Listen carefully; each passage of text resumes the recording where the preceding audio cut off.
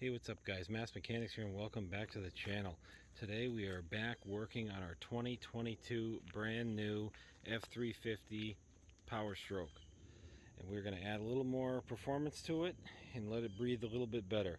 So let's get after it.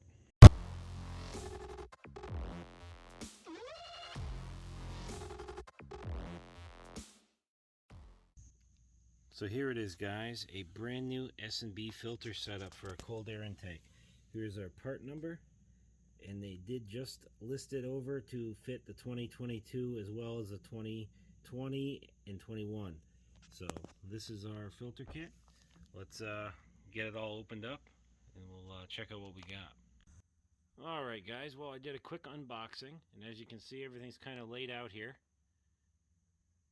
This is what you get in the kit. Quite a bit of goodies. The nice thing I have to say with these guys is I've done many cold air intakes over the years in different brands. Each one of their parts has its own part number and it's in a bag. It doesn't sound like it's really important, but I'll tell you what, down the road, for longevity reasons, say you have to take this out to service something or fix something, knowing that I can call up S&B and say, hey, you know, I lost these screws for the side cover here with the filter.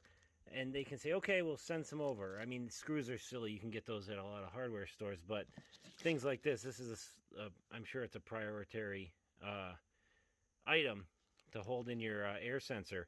And I can say, hey, the clip broke. Can you send me out that part? And they probably have these sitting around and you can get them. So that's really cool. Instead of having to fool around with a whole kit or that sort of thing, you know. Hopefully it doesn't get discontinued, but being a 2022, I don't see a kit like this being discontinued anytime soon. So the only drawback I can see at all is maybe I'm old school, but I really kind of like to have paper instructions, not a little card and say scan here and check it out on your phone or something. I'm not really a huge fan of that, but other than that, everything looks excellent. And I love how they did the plastic inside. You can see it's like a polished finish. And that'll help keep the airflow moving nice and smooth rather than have it like this where it causes a little bit of turbulence. It's not much, you know, but anything that's corrugated, anything that's got texture to it is going to cause turbulence in your airflow. And having this totally smoothed out, including on the air tube here, I don't know if you can even see, but yeah, the air tube is also smoothed out. So that's pretty cool. So they definitely put a lot of effort into making this kit nice. So now I'm going to start assembling the stuff I can outside the vehicle before I have to tear it apart, and then we'll get it installed. Well guys, as you can see, the weather's not really cooperating with me here. But this is the side where the intake suction is. So you can kind of hear it. I don't have anybody here to rev it up for me, but obviously that's when you're going to hear more. You can't really hear the turbo very much. The only time you can hear it is at like a stop, and then you accelerate off of a stop. You can kind of hear it for a short second or two, and that's about it really. There's not much noise at all. It's really quiet, so we'll see if there's a lot of noise difference. I've heard other people say it on some of the like 2020, 2021, so we'll see on the 22 if it's any different. I doubt it because it's mostly the same, but yeah, here it is.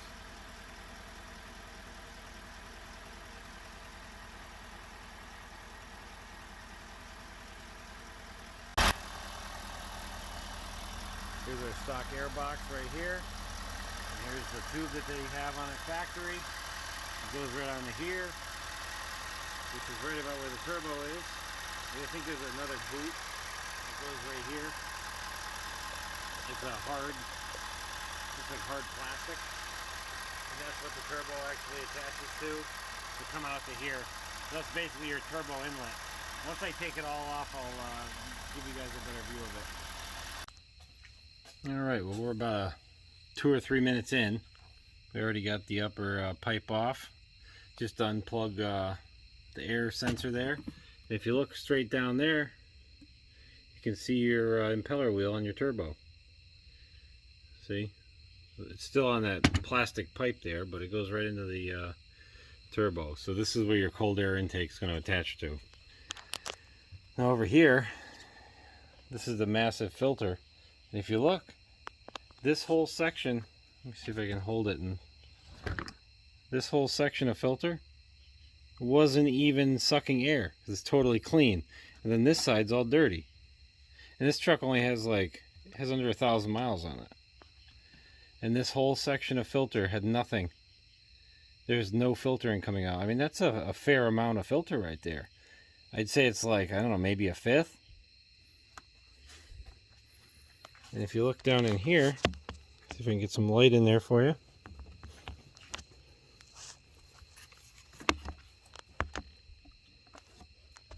There's this foam stuff in here. And this foam right here was totally blocking that whole part of the filter. And they can't say that the air came through the foam because, as you can see, it didn't at all. Because the air was all coming through here. Because you could hear this thing sucking like it was gasping for air, you know. And then you look in here, and this is what you see. Looks like there's some tape down there too that's stuck.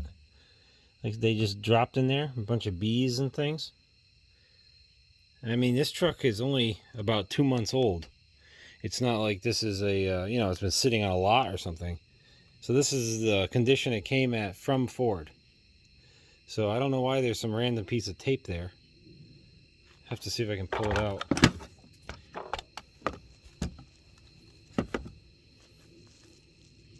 Yeah.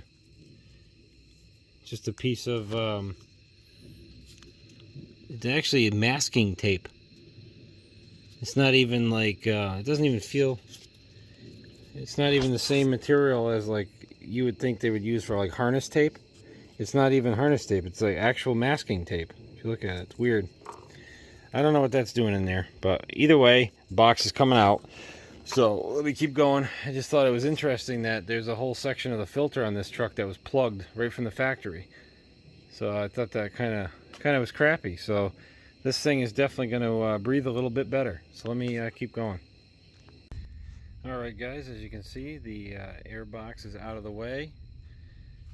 It was real easy to get out. It basically had this one screw right here in the front, right by the outlet or inlet tube here. And then you just wiggle it and pop it out. So that's real easy. And as for getting this pipe off here, you just unplug the one wire connector and you undo the clamps and just pull it right off. It came off real simple. And then you take a big bracket off here and then install this one bracket using the bolt you took out in the back hole. And then this hole over here that we took out because it was 2 bolts holding the old Ford bracket, that goes right through the air box. I'll show you once I throw it in. But that's about it. And as for the air box, you got this here to prep, which is simple. And then you have this plug, which we're probably not going to use. I just had it in there. I'll get it out after. And then here's the bracket that goes in the front, right on that inlet. Just slides down, and then you put that bolt back in. And that's it. So now I'm going to pop the air box in and get all those little bolts tightened up, and I'll show you what it looks like. Alright guys, well that's the air box install. Super easy. You got the 2 bolts there on that little bracket I showed you that I put on that bolt. And then you got the 1 extra bolt. Let's see. There you go. 1 extra bolt there.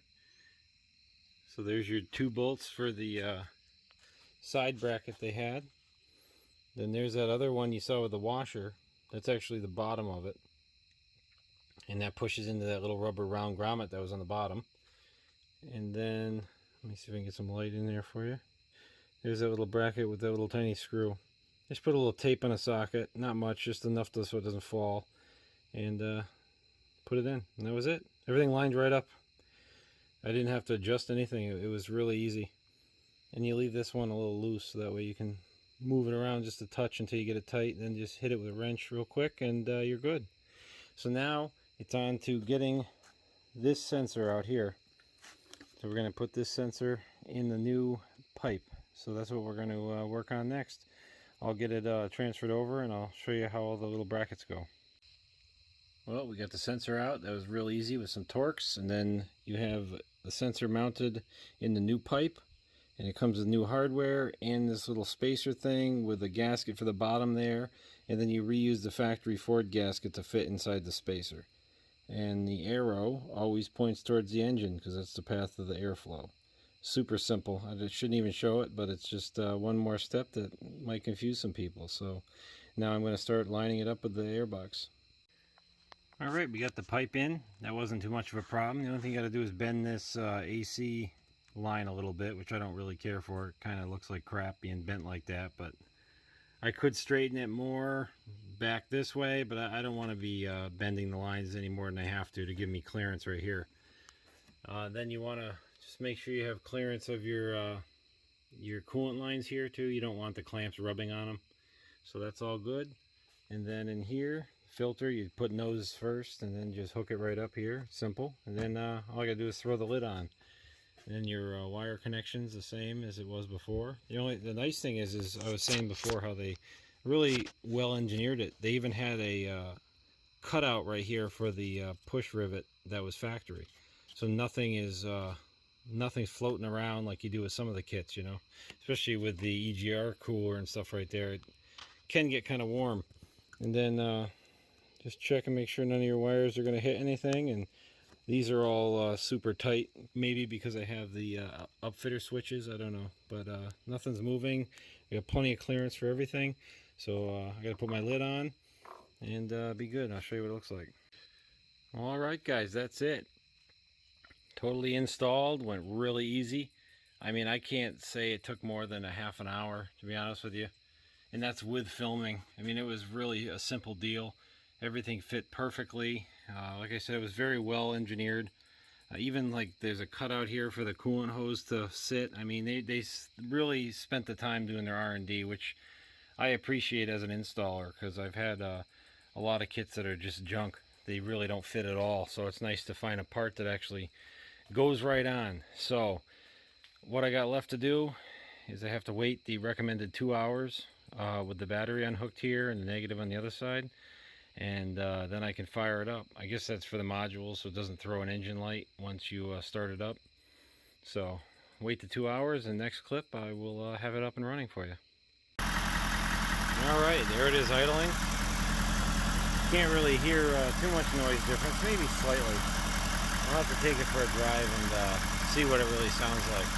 But I'll wait till the morning to do that.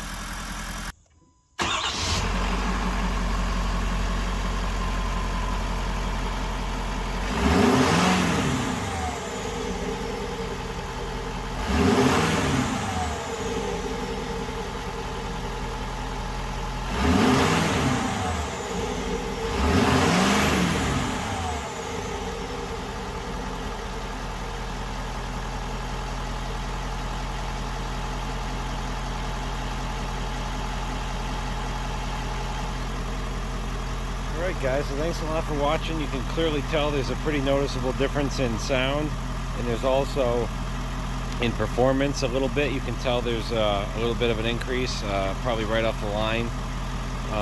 Another thing that's really nice is I've noticed a full mile per gallon gain because I burned through a full tank since I originally installed it. So I would definitely put this mod on again. Just for the sound alone, it makes it better because you feel like you're driving a spaceship or something the way these new vehicles are. They don't have any sound to them or road feel or anything, so it's nice to at least be able to hear the engine when you hit the gas pedal, you know. So thanks a lot for watching guys. Again, please like, subscribe, check out our other content. We have a lot of other builds going on currently and from the past, so you can always see what we've been up to. Also, you can check us out on Instagram or Facebook. We are the Mass Mechanics.